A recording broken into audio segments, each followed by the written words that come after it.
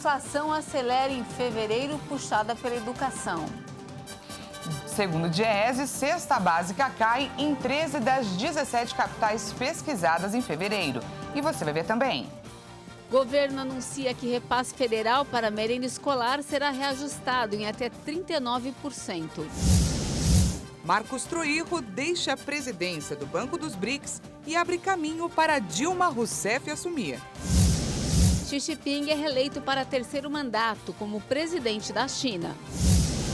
E ainda, manequins de radiação voltam da Lua e são preparados para novas missões. Essas e outras notícias você confere a partir de agora. Olá, boa tarde para você que nos acompanha. Seja muito bem-vindo a essa edição. Estamos ao vivo, agora 1h03 aí pelo horário de Brasília. Boa tarde, Dani. Boa tarde, Paty, com você de volta. Seja bem-vinda novamente. Obrigada. E vamos juntos então conferir o que é notícia no Brasil e no mundo nesta sexta-feira. O Índice Nacional de Preços ao Consumidor Amplo, que mede a inflação oficial no país, voltou a acelerar e registrou alta de 0,84% em fevereiro. Os dados foram divulgados nesta sexta-feira pelo IBGE. De acordo com o Instituto Brasileiro de Geografia e Estatística, o IBGE, a inflação oficial em fevereiro ficou acima da variação apurada em janeiro.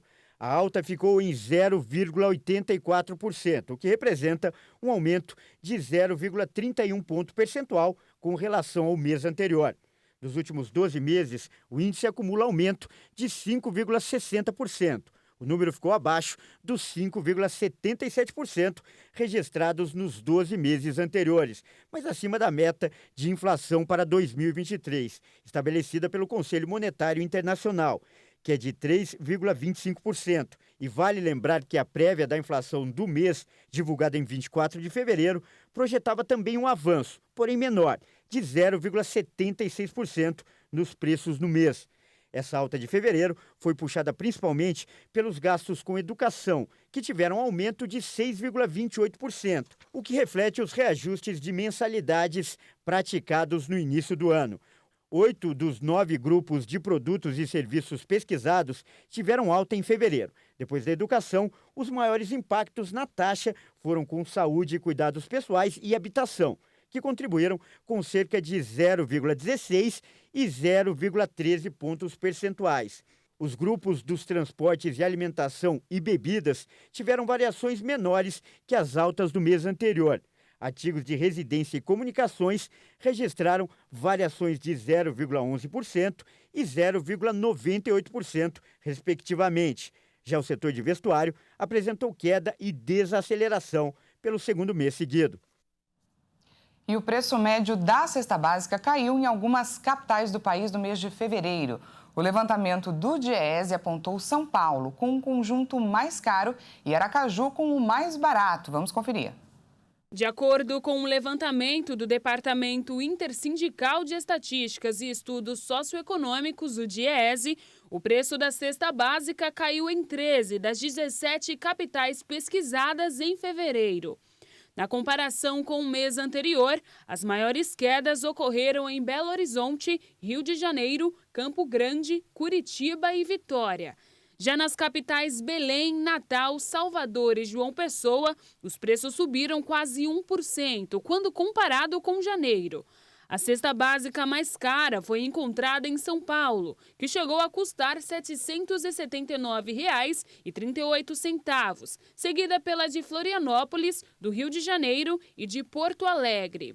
Já as cestas mais baratas foram encontradas em Aracaju, Salvador, João Pessoa e Recife. Os principais produtos que tiveram variação de preço foram o óleo de soja, que caiu em 15 das 17 capitais, o tomate, que caiu em 13 capitais, e o café em pó, que registrou diminuição em 12. Já os produtos que registraram aumento em fevereiro foram o feijão, o pão francês, o leite integral e o arroz agulhinha. Com base na cesta básica de São Paulo, a mais cara do país, o Diese estima que o valor do salário mínimo necessário para o trabalhador cobrir as despesas da família e previdência, como prevê a Constituição Federal, deveria ser de R$ 6.547,58, ou quase 5 vezes o valor atual de R$ 1.302. O governo federal vai reajustar em até 39% os repasses para a merenda escolar. O anúncio oficial está previsto para acontecer às 3 horas da tarde de hoje, no Palácio do Planalto. Na ocasião, Lula pretende também indicar os gestores responsáveis pela plataforma Mãos à Obra, que irá dar continuidade às obras paralisadas nos estados. Os recursos destinados à merenda escolar do ensino médio, fundamental e creches serão repassados para estados e municípios por meio do Programa Nacional de Alimentação Escolar, o PNAE. Esse montante estava congelado há cerca de 6 anos. Os repasses federais totais para a merenda devem ser reajustados em até 39% para alunos dos ensinos fundamental e médio, 35% para pré-escola e educação básica para indígenas e quilombolas e de 28% para creches, escolas em tempo integral, educação de jovens e adultos e atendimento especializado. O governo estima investir cerca de 5,5 bilhões de reais neste ano e mais de 40 milhões de alunos de escolas públicas de todo o país serão beneficiados. Atualmente, os valores são de 36 centavos por estudantes dos ensinos médio e fundamental, R$ 1,07 para alunos e crianças matriculadas em creches e no ensino integral, 53 centavos para estudantes da pré-escola, 64 centavos para alunos de escolas indígenas e quilombolas e 32 centavos para integrantes do Programa de Educação de Jovens e Adultos.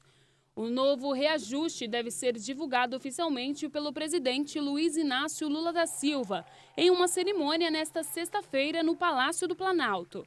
Neste mesmo evento, Lula também deve apresentar os prefeitos e dirigentes de entidades municipalistas responsáveis por alimentar a base de dados da plataforma Mãos à Obra. A plataforma tem como objetivo auxiliar o governo federal em mapear e identificar obras que estão paralisadas no país e que necessitam ser retomadas. Entre as prioridades estão construções de saúde, educação, esporte e cultura, além de unidades habitacionais do programa Minha Casa Minha Vida. Os gestores terão até 10 de abril deste ano para incluir as informações necessárias. E o brasileiro Marcos Troirro vai deixar a presidência do novo Banco de Desenvolvimento dos BRICS, o grupo de países emergentes formado pelo Brasil, Rússia, Índia, China e África do Sul. O anúncio foi feito hoje pela própria instituição. E um mês antes, o presidente Lula declarou publicamente que queria a ex-presidente Dilma Rousseff no cargo. De acordo com a nota divulgada nesta sexta-feira pelo BRICS, a saída de Marcos Troirro da presidência do banco vai acontecer em 24 de março. Ele ocupa o cargo desde julho de 2020.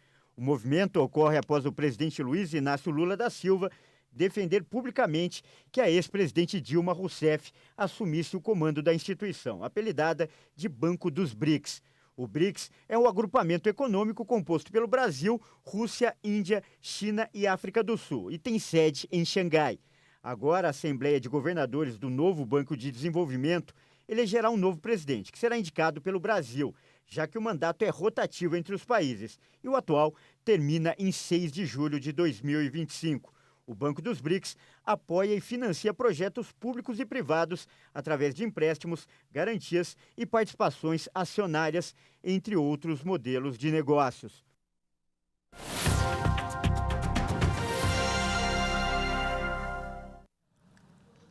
Bom, o Dia do Consumidor está chegando, né, Dani? Já é na semana que vem, dia 15 de março.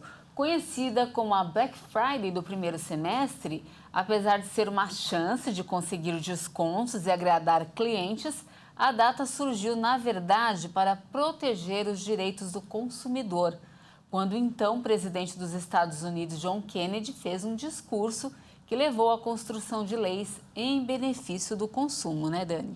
Pois é, Paty. Então, Para te preparar para o dia, a semana, o mês do consumidor, vamos conversar agora com a advogada especialista em direito do consumidor, Renata Balém. Seja muito bem-vinda, uma ótima tarde para você.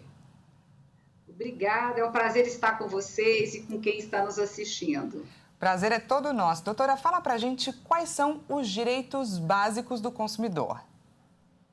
Olha, eu vou te falar o que para mim é o mais importante do que a oportunidade de fazer troca de mercadoria, mais importante do que reclamar com prazo de entrega.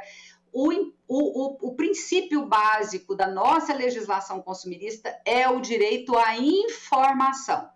O consumidor ele tem direito de ser informado quando ele está fazendo um financiamento, como é que o juro vai se comportar, como é que o produto que ele está comprando funciona, o que ele tem direito em todas as situações. Então, a informação é o principal direito do consumidor brasileiro. Bom, e já que é sobre eles, os consumidores, a nossa repórter Bruna de Jaime foi às ruas ouvir as dúvidas. É com você, Bruna. É isso mesmo, hoje eu vim aqui para as ruas de São Paulo para entender quais as maiores dúvidas das pessoas com relação ao direito do consumidor. Vamos ver. Bom, datas para devolução em troca de produtos. Eu acho que é a de todo mundo, né? A maior dúvida é referente a prazo de troca. Porque, por exemplo, a pessoa compra alguma coisa, passou, por exemplo, 2 dias, a loja fala que não pode trocar. No caso de ser enganado, o produto não veio, não é o que você quis, que caminho você tomaria? E eu tenho essa dúvida em relação. Essas são as dúvidas mais frequentes. Eu volto com vocês aí no estúdio. Tá certo. Doutora, você conseguiria explicar para a gente essas dúvidas desses consumidores que apareceram aí na reportagem? Sim, a primeira coisa é o seguinte, o fornecedor, a loja, não é obrigada a fazer troca, não está na legislação que a loja é obrigada a trocar. Se eu comprei essa camisa amarela e fui trocar, a loja não é obrigada a fazer isso. Ela faz porque ela tem uma política de bom relacionamento. Então, algumas lojas são 15 dias, outras lojas 30 dias, outras lojas falam, não faço trocas. É diferente de quando o consumidor compra via internet, quando ele compra de aplicativo, quando ele compra fora do estabelecimento. Aí o consumidor tem direito a 7 dias para fazer a troca. 7 dias que o produto chega na casa dele. E outra coisa, ele não precisa pagar o frete da troca, da devolução. Aí o fornecedor, o lojista, é quem paga o frete dessa mercadoria que volta. Então, a troca é uma política. Na verdade, a não ser que esse produto esteja com defeito. Aí sim, havendo um defeito, eu compro um celular, esse celular ele não funciona, eu posso ir trocar esse celular e a loja vai falar, olha, você tem que mandar para uma assistência, aí a loja tem 30 dias. Então, no caso de produtos com defeito, é outra situação.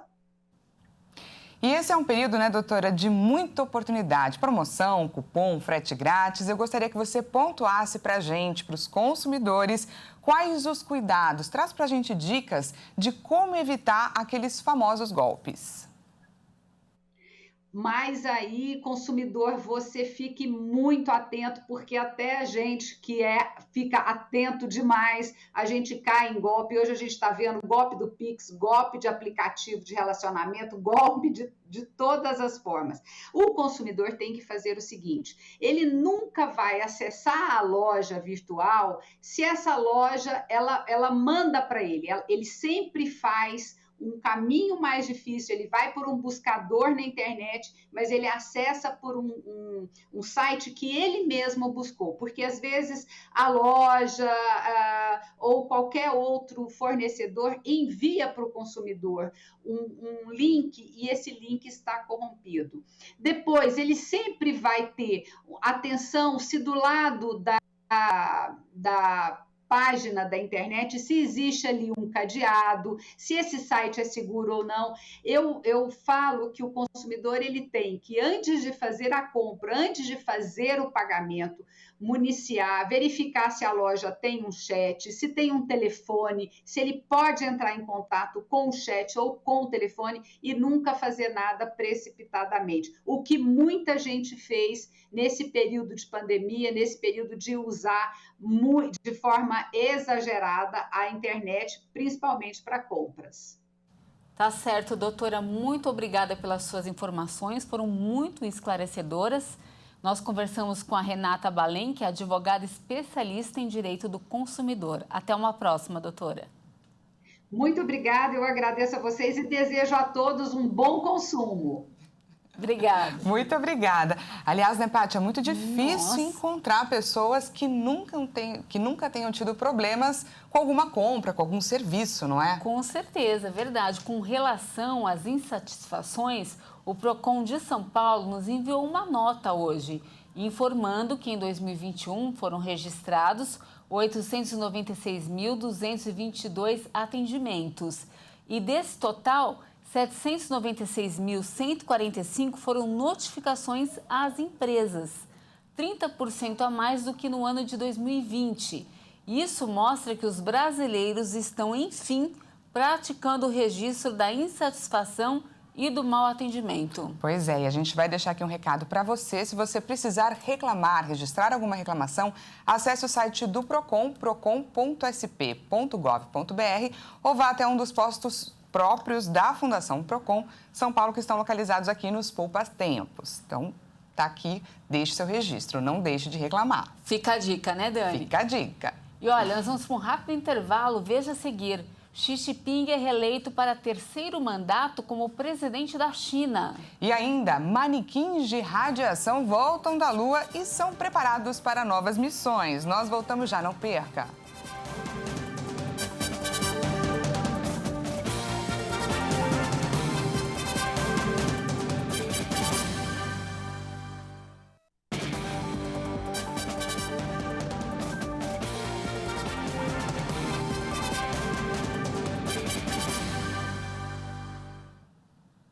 Seja bem-vindo mais uma vez, estamos de volta ao vivo, agora 1h22 pelo horário de Brasília.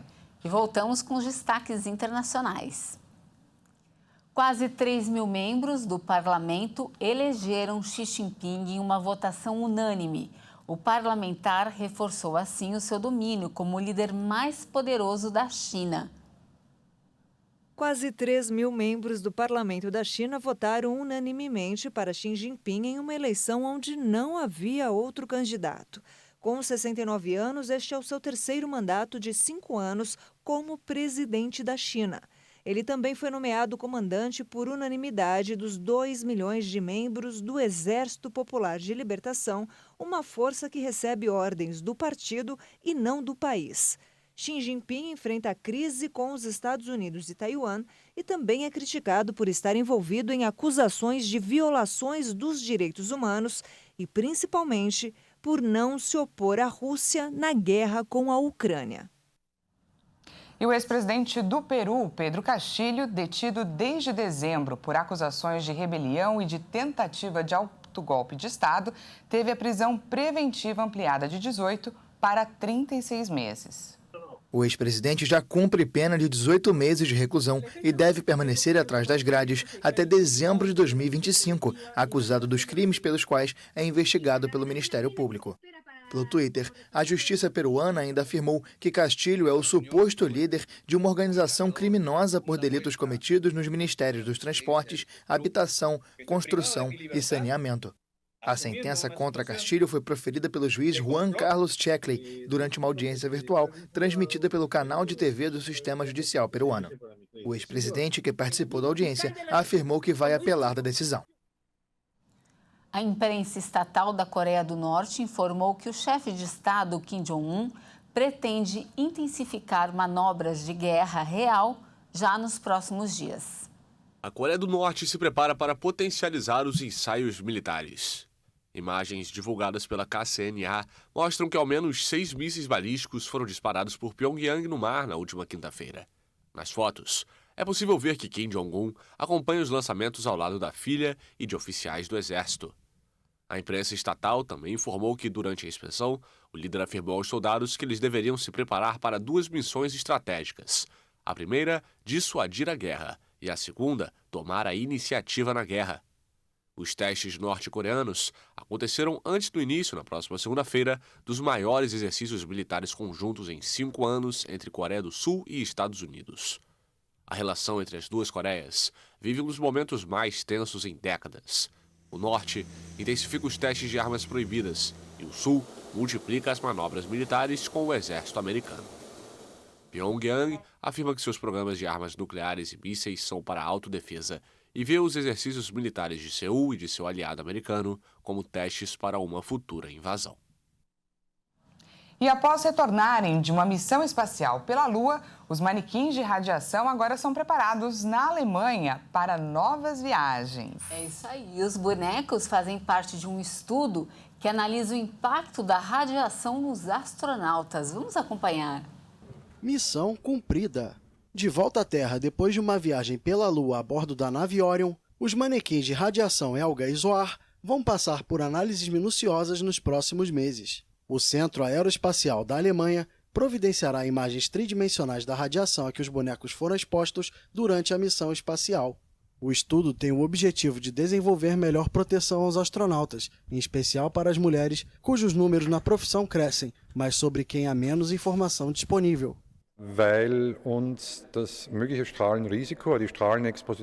Estamos interessados no risco de radiação às mulheres no espaço. Mais e mais mulheres estão virando astronautas, o que é ótimo. Há algumas na estação espacial neste momento. Depois vamos ter uma equipe de astronautas viajando até a Lua e nossa questão é a seguinte: qual é o risco de radiação para mulheres durante uma longa missão no espaço? Wie ist das Strahlenrisiko für Frauen für Langzeitmissionen im Weltraum? Es gibt verschiedene Strahlungsbereiche im Weltraum, die sich wie so ein Gürtel um die Erde herumlegen. Há diferentes áreas de radiação no espaço que envolvem a Terra como um cinturão. Eles são tão fortes que podem danificar ou causar mutação nas células, gerar um câncer. E nesse ponto, você tem que ter certeza que o astronauta não será afetado. An der Stelle muss man einfach als Astronaut sicher sein, dass man da nicht beeinträchtigt wird. Enquanto os estudos continuam, a primeira viagem do homem à Lua desde 1972 já tem data. A NASA marcou para novembro de 2024 a missão Artemis II. E essa edição fica por aqui. Até mais!